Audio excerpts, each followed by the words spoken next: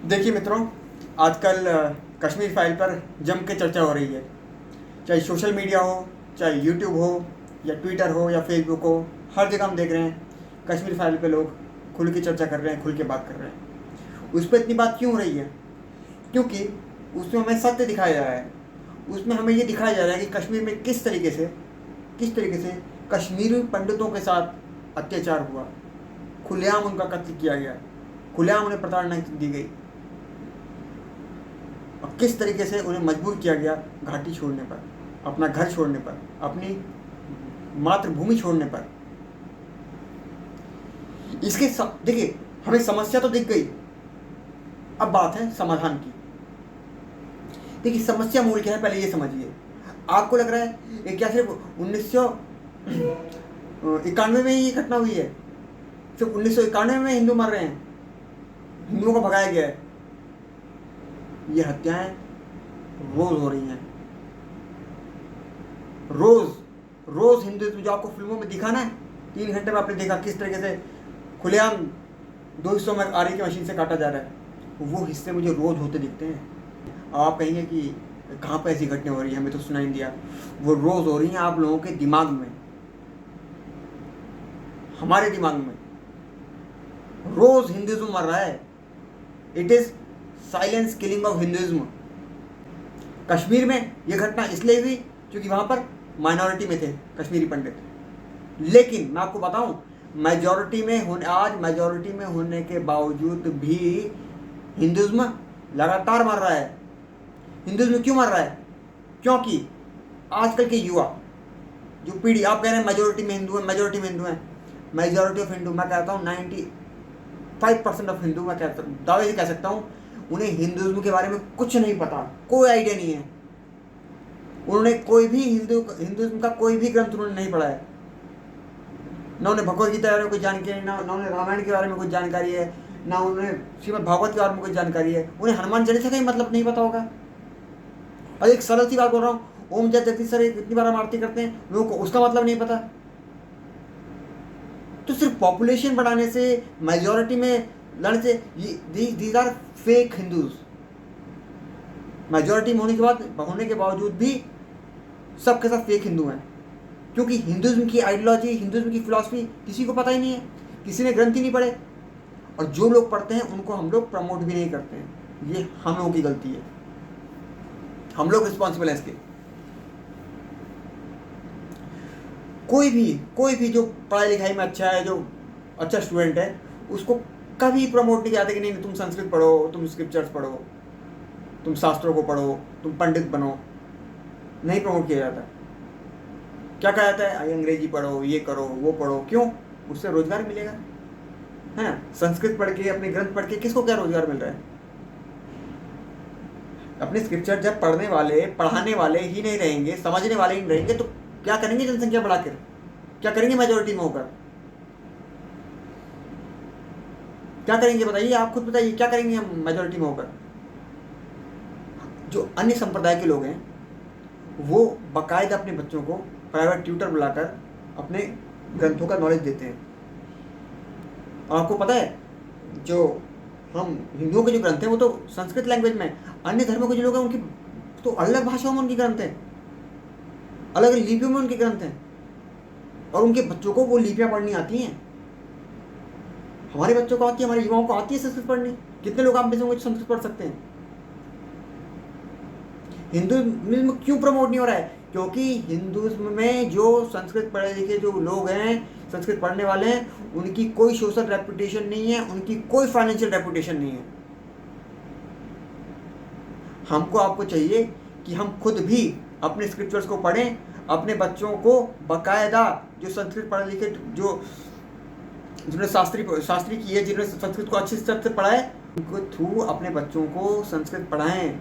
जो ऐसे पढ़े लिखे लोग हैं जिन्हें संस्कृत आती है, उनको फाइनेंशियली सपोर्ट करें, उनको प्रमोट करें, ताकि वो अपनी आने वाली जनरेशन को भी संस्कृत सीखने में, सिखाने में इंटरेस्ट लें। अगर इंसान का पेट ही नहीं भरेगा तो किस तरीके से धर्म का प्रचार करेगा? हमने बचपन से देखा है कि जो अन्य संप्रदाय के लोग हैं, मैंने आपको बताया ना कि वो अपने बच्चों को बाकायदा प्राइवेट ट्यूटर रख के चीज़ पढ़ाते हैं। और हम लोगों में क्या है, अगर कोई बच्चा या मैं अपनी बात करूँ, मैं भगवत गीता पढ़ता था या रामायण पढ़ता था, तो घर वाले कहते थे, मेरी माँ कहती थी, ये क्या है, बुड्ढों वाले काम कर रहा है, ये बाबा लोगों के काम है, इस पढ़ना, ये तो बुढ़े में करना चाहिए। अरे क्या नाम जप कर रहा है, क्या भगवान का भजन कर रहा है, ये तो बुढ़ापे में करना चाहिए, ये तो किसी काम है। तो हम अपनी फैमिली लेवल पर ही, बिल्कुल ग्राउंड लेवल पर ही हम हिंदुइज्म को सपोर्ट नहीं कर रहे हैं। ये साइलेंट किलिंग है। अगर आप अपने आप को हिंदू कहते हैं सिर्फ इसलिए क्योंकि आपका जन्म हिंदू परिवार में हुआ है सौभाग्य से, तो बहुत दुर्भाग्यपूर्ण बात है कि आपको इतना बड़ा सौभाग्य मिला है कि आपका परिवार, आपका जन्म हिंदू परिवार में है, लेकिन आप अपने आप को हिंदू कहलाने के अधिकारी नहीं हैं। अगर आपको हिंदुइज्म के कोई भी ग्रंथ का नॉलेज नहीं है तो आप हिंदू अपने आप को नहीं करा सकते। हिंदुइज्म की फिलॉसफी नहीं पता लोगों को। दूसरी ओर आप देखिए मीडिया में क्या क्या हो रहा है। हिंदुइज्म को सारे आम, मैं क्या कहूँ,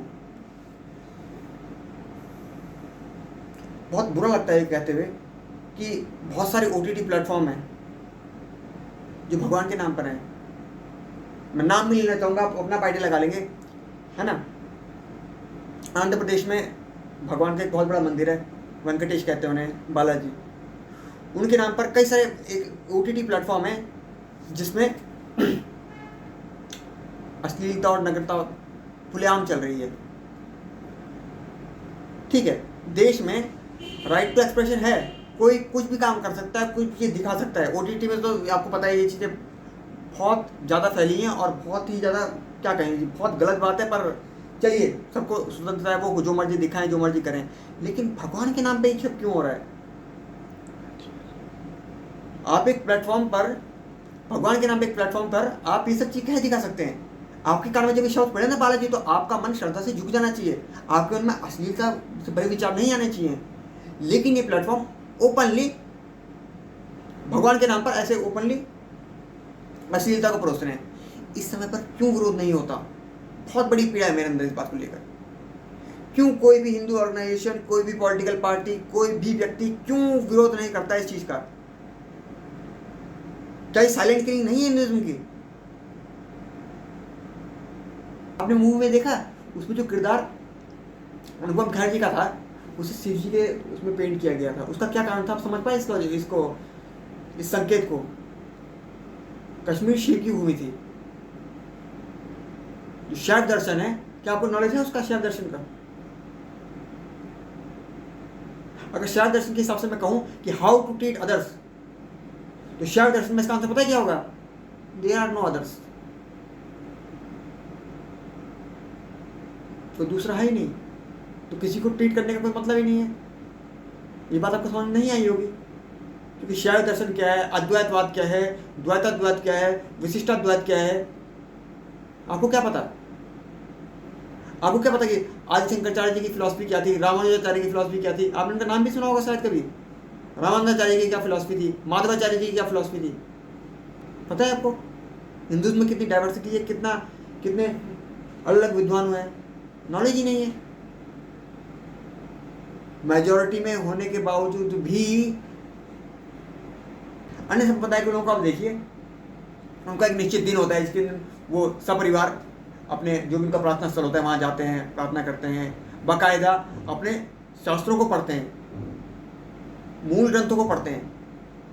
और हिंदुओं में मंदिर जाने एक फेस्टिवल है, कोई विशेष दिन होगा तो चलो ये मंदिर जाएंगे, और वो बोलते हैं अरे वहाँ मंदिर गए थे।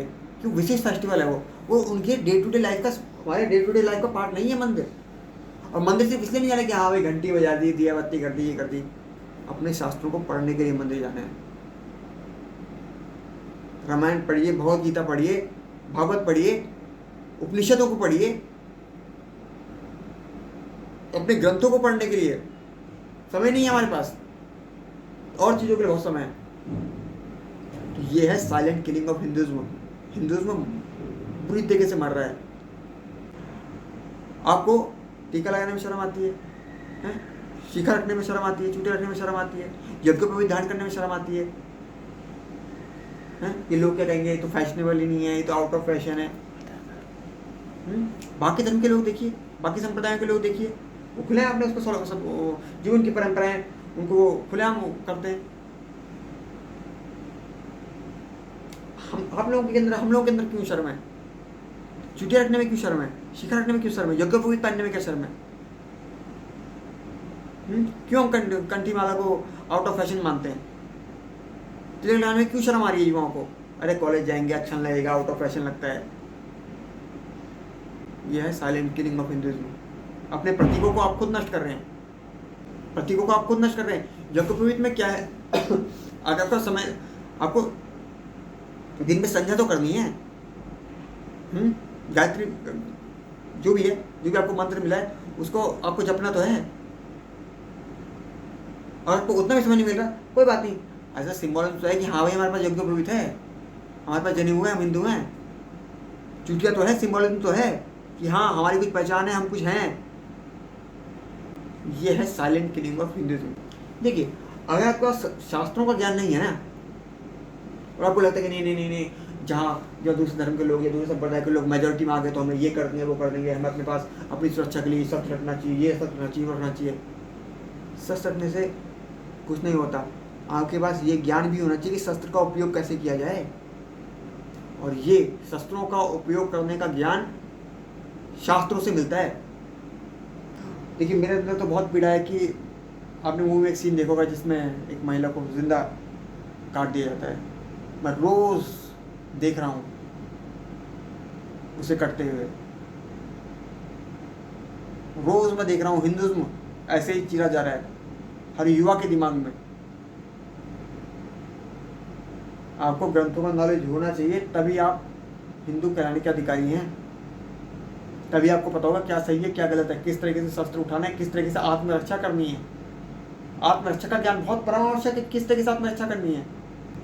जो व्यक्ति जिस भाषा में समझता है उसे उस भाषा में उत्तर देना परमावश्यक है। कोई अगर शस्त्रों की भाषा ही समझता है, उसे शस्त्रों की भाषा में ही उसे उत्तर देना है। लेकिन शस्त्रों की लड़ाई बहुत ही सीमित है। मैं कहूँ उसका कोई बहुत बड़ा रोल, आप सोचें ना, बहुत बड़ा रोल है शस्त्रों की लड़ाई का, बहुत बड़ा रोल नहीं है। मुख्य जो रोल है वो शास्त्रों की लड़ाई से है। अगर आप शास्त्रों को जानते हैं, आप खुद मजबूत हैं, तो किसी की भी हिम्मत नहीं कि आपको आंख उठा के देख सके। आप अगर खुद कमजोर हैं तो सारी दुनिया आपको कुचलने को तैयार है। बाकी लोगों को नहीं दिख रहा कि किस तरीके से हिंदू किस तरीके से अपने धर्म का मान करते हैं। किस तरीके से हिंदू जो पंडित हैं, संस्कृत जानने वाले हैं, उनकी क्या क्या कितना सम्मान है उनका समाज में, कितना उनको सम्मान या कितने उनके क्या कहें आर्थिक सहयोग उन्हें समाज दे रहा है। सबको दिख रहा है, सबको दिख रहा है कि हाँ ये तो कमजोर कौम है। इसलिए तो क्या कहें, जब खुद को ही कमजोर करोगे तो फिर दूसरे तो क्या कहें। फैसला आपका है, मैंने अपना दर्द आपके सामने रख दिया। यही है साइलेंट किलिंग ऑफ हिंदुइज्म।